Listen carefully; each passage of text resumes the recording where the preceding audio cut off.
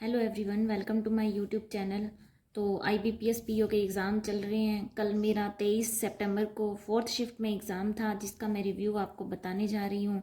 इसमें क्या पैटर्न रहा था, क्या डिफ़िकल्टी लेवल रहा था, और मैंने कितने क्वेश्चन कौन कौन से सेक्शन में कितने अटैम्प्ट किए, सारा कुछ। और जैसे कि जो भी क्वेश्चंस मैं रिकॉल कर पा रही हूँ उनके भी मैंने सभी डिटेल में क्वेश्चनिंग की है, और वो सभी मैं आपको बताऊँगी। तो करते हैं वीडियो को स्टार्ट।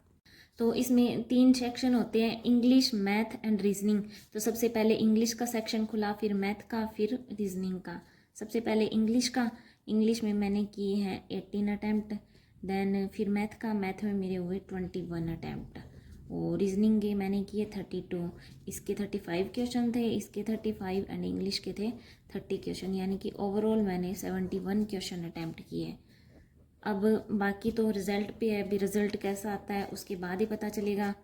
तो सबसे पहले मैं आपको बताती हूँ रीजनिंग का। रीजनिंग में 35 क्वेश्चन थे, और उसमें सबसे पहले खुलते ही जस्ट आई थी पजल। पजल कौन सी थी, जिसमें 14 पर्सन बैठे थे, जो एक दूसरे की तरफ, कुछ नॉर्थ में थे और कुछ साउथ में थे, एक दूसरे के सामने देख रहे थे। सारे जैसे ये साथ एक दूसरे के सामने थे, बिल्कुल आमने सामने मुंह किए हुए थे। तो ऐसा मुझे याद नहीं है अभी कौन कौन से पर्सन कैसे कैसे थे, पर मैं ये आपको बता सकती हूँ भी 7 पर्सन थे, और कुछ नॉर्थ में और कुछ साउथ में देख रहे थे। एंड इस पजल से आए थे 5 क्वेश्चन। तो ये पजल इतनी मतलब टफ भी नहीं कह सकते, इजी भी नहीं कह सकते, इसका मॉडरेट मोड था। उसके बाद जब सेकंड क्वेश्चन पे मैं गई, ये 5 क्वेश्चन अटैम्प्ट करने के बाद ये मैंने लगभग 2 मिनट में कंप्लीट कर ली थी। और फिर उसके बाद आई थी पजल दूसरी, वो थी सर्कुलर वाली, जिसमें 8 पर्सन बैठे थे, सभी अंदर की ओर मुंह किया हुआ था।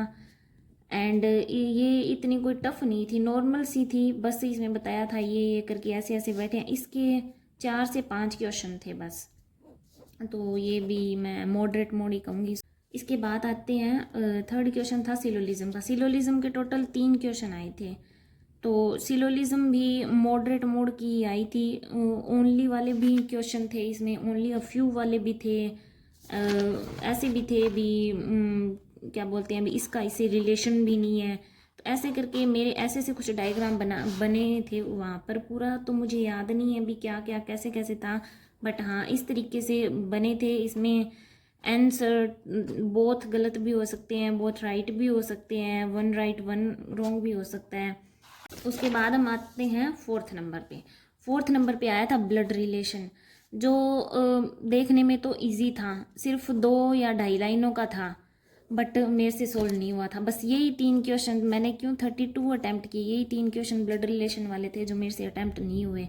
इसका मुझे क्वेश्चन भी पूरे तरीके से याद है, बट मैं वहाँ पर कर नहीं पाई।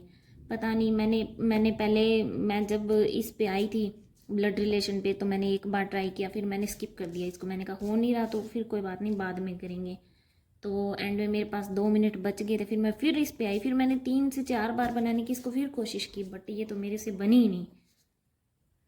तो इसका क्वेश्चन कुछ ऐसे था भी, ए का विवाह बी की इकलौती बेटी से हुआ था। मैंने ऐसे बनाया था, ए का विवाह बी की इकलौती बेटी से हुआ था। ये बेटी तो ये मेल हो गया, यह बी की इकलौती बेटी से हुआ था। बी सी का इकलौता पुत्र है, यानी कि बी पुत्र है सी का, ऐसे था। डी सी की पुत्री है, तो डी सी की पुत्री होगी। And mother of F, D है वो एफ की मदर है, एंड एफ का विवाह हुआ है ई से। अब ये नहीं पता था अभी एफ मेल है फीमेल है, पता नहीं। अब इसमें ये दिया था कि ई की इकलौती आंटी। अब मैं ये नहीं समझ पाई भी, ई की इकलौती आंटी क्या करूं भी, डी की कोई बहन बनाऊं या, मतलब मेरे बिल्कुल भी माइंड में नहीं था। इसमें क्या था, ई के इकलौती आंटी, जी ई की इकलौती आंटी का विवाह जी के पुत्र से हुआ था। ई की जो आंटी थी उसका विवाह जी के पुत्र से हुआ था, यहाँ थे। और जी का एक ग्रैंड चाइल्ड एल था। तो मैं ये नहीं समझ पाई भी, जी को यहाँ रखूँ एल को यहाँ रखूँ, या यहाँ पर उसकी ये बनाऊँ, मुझे बिल्कुल भी समझ में नहीं आया, और अभी भी ये मेरे से सॉल्व नहीं हो रहा। तो ये ब्लड रिलेशन का क्वेश्चन था, बिल्कुल सेम ऐसे याद था, डिट्टो कॉपी। ये तो मेरे को बिल्कुल याद है, क्यों ईजी था, बट मेरे से सॉल्व नहीं हो पाया था। उसके बाद थी चाइनीज़ कोडिंग। 4 यहाँ पे सेंटेंस दिए हुए थे, एंड उसके जे के जे पी करके ऐसे ऐसे अलग अलग दिए हुए थे। ये थोड़ी सी डिफ़िकल्ट थी। इसमें लाइक ऐसे नहीं था भी 2 वर्ड यहाँ दे दिए, यहाँ दे दिया, उसका इजीली मिल रहा था। इसमें ऐसे दिया था भी एक वर्ड तो जैसे इसमें दे दिया वो तो इसमें मिल गया, बट एक अलग से दिया हुआ था जो इसमें था नहीं, तो पूरा ढूंढा फिर करके उसका आंसर किया, तो थोड़ी सी टाइम कंज्यूमिंग थी ये। उसके बाद में आई थी एक पज़ल और आई थी जिसमें 8% थे, फ्लोर पज़ल। ऐसे दिया हुआ था भी ऊपर फर्स्ट जो मंजिल है वो 8 से स्टार्ट है, नीचे वाली 1 है, एंड 8% बैठे। इनके पास कोई प्रोडक्ट थे वो मेरे को बिल्कुल भी याद नहीं है भी इनके पास क्या क्या प्रोडक्ट थे, क्या क्या नहीं थे। ऐसे थे भी 8% थे एंड इनके पास प्रोडक्ट थे। इसमें मैं 2 लेके चली थी। इसमें स्टार्टिंग में मेरे को एक लाइन याद है भी, उन्होंने कहा था O एंड N के बीच में 3% बैठे हैं, तो उसी हिसाब से मैंने ये जैसे रैंडम बनाई है, तो मेरे को बिल्कुल याद नहीं है, बस ये एक याद है भी O और N के बीच में 3% बैठी थी भी। ऐसे करके आई थी। ये भी इतनी हार्ड भी नहीं थी बट इजी भी नहीं थी, थोड़ा सा तो टाइम इसमें भी मतलब लगने वाला था। तो इसके आगे अपन ही चलते हैं। इसके आगे फिर से एक पज़ल और थी। ये पज़ल कौन सी थी, उसमें इसमें था पहले थे मैनेजर, डेप्यूटी मैनेजर, ऐसे करके जो मैनेजर वाली आती है ना पज़ल, वो वाली थी। एंड इसमें 6% दिए हुए थे एंड ये अलग अलग पता नहीं ऐसे तो मुझे बिल्कुल याद नहीं है भी, ये पता नहीं तो ये सब्जेक्ट टीच कर रहे थे या ये सब्जेक्ट इनके फेवरेट सब्जेक्ट थे, ऐसा करके कुछ था। बट मेरे को इतने कन्फ्यूज़न हुआ था, फिज़िक्स एंड फिजियोलॉजी ये दोनों वर्ड थे, तो मैं बार बार इनको एक ही पढ़े जा रही थी, तो इसके लिए मेरे को इसमें थोड़ा सा टाइम लगा, बाकी कोई दिक्कत आई नहीं। फिर उसके बाद अपने आते हैं आगे। इसके बाद फिर से एक और पज़ल थी, ये थी डे बेस्ड पज़ल। इसमें दिया हुआ था मंडे टू सैटरडे, 6% थे एंड वो अलग अलग कंट्री से थे। तो ये मैंने रैंडम कोई भी पर्सन बना दिए एंड ये कंट्री ये दी हुई थी, ये मेरे को याद है। एंड एक क्वेश्चन ये भी था कि केन्या के व्यक्ति के जस्ट पहले एंड जस्ट बाद में कौन से व्यक्ति हैं। इसके लगभग मेरे ख्याल से 4 या 5 क्वेश्चन इसके थे। ये इतनी मतलब इजी थी, वैसे तो हार्ड भी नहीं थी, बट ये है भी थोड़ा सा अगर ढंग से अपने पढ़े तो इजीली सॉल्व हो रही थी। फिर उसके बाद एक आया था, एक जैसे वर्ड दिया हुआ होता है ना ABCD कोई भी, इसमें आगे पीछे आप बताओ भी कितने वर्ड सेम है डिक्शनरी के हिसाब से भी, उनके बीच में इतने वर्ड आ रहे हैं या नहीं आ रहे, वो वाला था, तो वो भी मैंने कर लिया था। उसके बाद एक और वर्ड वाला क्वेश्चन था, पहले तो मैंने उसको देखते ही स्किप कर दिया। मैंने सोचा ये कहीं वर्ड फॉर्मेशन ना हो भी, अलग अलग वर्ड से आप इतने शब्दों से ये एक अक्षर बनाइए ऐसे करके, वो तो मुझे आता नहीं है, तो मैंने पहले तो स्किप कर दिया। फिर मैंने जब दोबारा से देखा तो इसमें ऐसे दिया हुआ था भी, जो भी इसमें व्यंजन है उनके तो पहले वाला अक्षर लिखना है एंड जो भी इसमें स्वर है उनके बाद वाला लिखना है। एंड उसके बाद ऐसे दिया हुआ था लेफ्ट से 4 एंड राइट से 6, जैसे P आया था और R आया था, बीच वाला Q, तो P और R के बीच कितने वर्ड थे, लाइक एक वर्ड, ऐसा इसका आंसर था।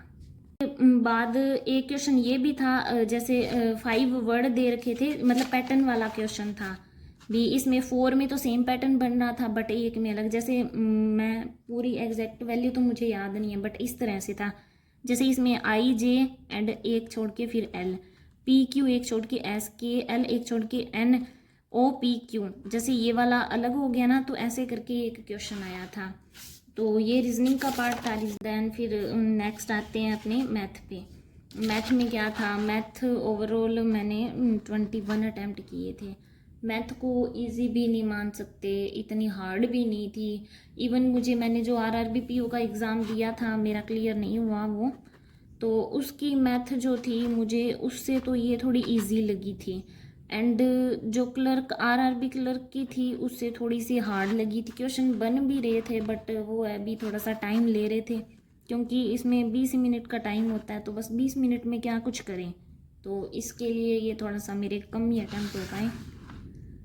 तो इसमें क्या था, इसमें था पहले तो 2 DI थी, 2 DI थी, एक कैसलेट थी। कैसलेट तो मैंने की नहीं, DI मैंने दोनों की है। DI से लगभग 5-5 क्वेश्चन दोनों में थे। तो फर्स्ट DI थी, उसमें ऐसे लाइक ग्राफ दे रखे थे ऐसे ऐसे करके 2, एक में तो रेड प्लस ग्रीन कलर का इन्होंने टोटल दे रखा था एंड एक दे रखा था रेड पेन, सॉरी कलर नहीं, तो ऐसे करके मैंने टेबल बनाई भी, रेड एंड ग्रीन जो जो यहाँ पे पॉइंट दे रखे थे वो एंड ये मैंने यहाँ रख ली, ये गिवन डेटा था यहाँ पर ग्राफ में। एंड ग्रीन पेन निकालने थे तो वो मैंने रेड प्लस ग्रीन में से रेड माइनस करके ग्रीन निकाल लिए। और इसके आगे 5 क्वेश्चन थे, 4 तो क्वेश्चन ईजी थे एंड फिफ्थ जो क्वेश्चन था वो थोड़ा सा बड़ा क्वेश्चन था, जैसे करके भी इसके इतने परसेंट एंड उसके उतने परसेंट, ऐसे करके कोई क्वेश्चन था, वो मैंने सारी किए थे। इसके बाद जो दूसरी डीआई थी वो भी इजी थी, उसमें मैन वुमेन वाली थी। उसमें मैन एंड वुमेन का टोटल दिया हुआ था एंड वुमेन का परसेंटेज वैल्यू दी हुई थी। जैसे भी मैन और वेमन मान लो 200 हो गए, और यही वैल्यू मेरे को याद है भी फर्स्ट का 43% ऐसे वुमेन का दिया हुआ था। तो इसमें अपने मैन का कैसे निकालेंगे, मैन प्लस वुमेन में से वुमेन वाला माइनस कर देंगे तो मैन निकल जाएगा। तो फिर इससे आगे था क्वाड्रेटिक इक्वेशन, इसके मेरे ख्याल से 3 या 4 क्वेश्चन होंगे। तो क्वाड्रेटिक इक्वेशन ऐसे वाली थी जिसमें x इक्वल टू वाई तो किसी में भी नहीं आया था, x greater than equal to y भी बना था, x greater than y and x less than y ऐसे भी बना था। और इसमें वो क्वेश्चन थे जैसे में जिसमें फर्स्ट जो क्वाड्रेटिक होती है उसमें ऐसे कोफिशिएंट नहीं होता 2x² माइनस 14x प्लस ऐसे करके थे सभी में भी, लाइक फर्स्ट y में भी ऐसे करके 2y² ऐसे, मतलब ये कोफिशिएंट थे दोनों इक्वेशंस में। तो वैसे ठीक थी, थोड़ा सा टाइम ले रही थी। एंड फिर ये क्वेश्चन था मैथ का, ये क्वेश्चन मुझे इसकी वैल्यू मुझे अप्रोक्स याद है, वैसे ये पूरा याद, इसमें दिया हुआ था भी किसी वस्तु का एमआरपी प्राइस है ना वो उसके कॉस्ट प्राइस से 60% अधिक है, ये मैंने कर लिया था। फिर मैंने 100 कॉस्ट प्राइस माना एंड फिर मार्क प्राइस 160 हो गया। फिर इसमें क्या था, इसमें x माइनस 50 रुपये की छूट देने के बाद इतने रुपये ये इसका सेलिंग प्राइस था, ठीक है। तो उसमें x की वैल्यू करके ऐसे करके पूछा हुआ था, ये भी इतना मतलब हार्ड नहीं था, ठीक ठाक क्वेश्चन था। फिर एक एज का क्वेश्चन था, एज का क्वेश्चन ये थोड़ा सा टाइम टेकन था, इजी भी नहीं था बट थोड़ा सा टाइम लगा था। इसमें पहले तो ऐसे दे रखा था a एंड b की रेशो में वैल्यू दे रखी, जैसे मैंने ये रेशो पता नहीं 21-23 था, पता नहीं 23-25 था, ऐसे करके कोई रेशो था। फिर इसमें दिया था सी है जो ए से 5 वर्ष बड़ा है, पता नहीं 3 वर्ष बड़ा है, ऐसा कुछ इन्होंने दिया हुआ था, एग्जैक्ट वैल्यू मुझे याद नहीं है। तो इन तीनों का रेशो हो गया। फिर इसके बाद दिया हुआ था 8 साल बाद बी प्लस सी का जो औसत है वो 88 है, ऐसे दिया हुआ था। फिर यहाँ से ऐसे करके x की वैल्यू आ गई, देन इन्होंने सी की प्रेजेंट एज पूछी हुई थी, तो वो हो गया था, ठीक ठाक हो गया था, ये भी मैंने अटैम्प्ट किया था। फिर एक इसमें था टाइम स्पीड डिस्टेंस का ट्रेन वाला क्वेश्चन, ट्रेन आ रही थी, पुल से निकल रही थी, 2 ट्रेनें थी, ऐसे करके कुछ था, बट ये मैंने अटैम्प्ट नहीं किया। तो ओवरऑल मैंने मैथ में किए थे 21 अटैम्प्ट। और इंग्लिश में एक तो आरसी था, इसके लगभग 8 से 9 क्वेश्चन थे, तो इसमें से मैंने किए थे 7 या 6 या 7 क्वेश्चन अटैम्प्ट किए होंगे, क्योंकि इसमें सिनोनिम एंटोनिम्स थे जो मेरे को इतना नहीं आ रहा था, तो वो मैंने छोड़ दिया। फिर 5 क्वेश्चन वर्ड रिप्लेसमेंट के थे, लाइक इसमें ऐसे सेंटेंस दे रखा था और उसमें वर्ड हाईलाइट करके दे रखे थे, इनको अरेंज करो भी आप, जैसे सही सेंटेंस बनेगा वो मैंने 5 कर दिए। एंड एक सेंटेंस रीअरेंजमेंट वाला था, उसमें 5 सेंटेंस दे रखे थे and option A B C D B C A ऐसे करके जो ऑप्शन होते हैं वो दे रखे थे भी, जो सूटेबल हो उसको आप टिक कर सकते हो। और जो RC थी रीडिंग कॉम्प्रिहेंशन वाला, वो कुछ ऐसे स्कूल में बच्चों की मेंटल हेल्थ को लेके, लाइक उनकी आई साइड वीक होती है, उनको फूड अच्छा नहीं मिलता है, देन उनका पोषण अच्छा नहीं होता, ऐसे करके कोई भी स्टेट था जिसे एक्स माना था भी, कोई भी एक्स स्टेट में ऐसे करके ये कंडीशन है, फिर उसके सुधार के ऐसे बताए हुए थे, ऐसे करके कुछ था।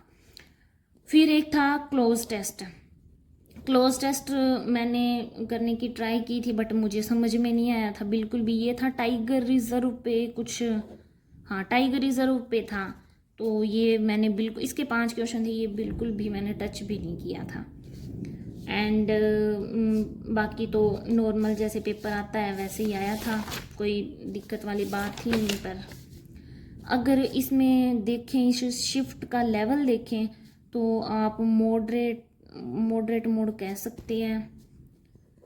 बाकी मैंने आपको पूरा बता दिया है, आप इस हिसाब से आगे जो भी एस्पायरेंट है बैंकिंग के, जो भी जिनके आगे एग्ज़ाम है, जो 2 डेज़ और है अभी एग्ज़ाम, तो उनको थोड़ी सी इससे हेल्प हो जाएगी। 20 तरीके के क्वेश्चन आ रहे हैं। तो best of luck for all aspirant जो भी IBPS PO का एग्ज़ाम देने जाएंगे। तो एक बार मेरे वीडियो को, जो भी मेरे चैनल पे नए हैं, प्लीज़ मेरी चैनल को सब्सक्राइब करें एंड बेल आइकन को प्रेस करें। Thank you.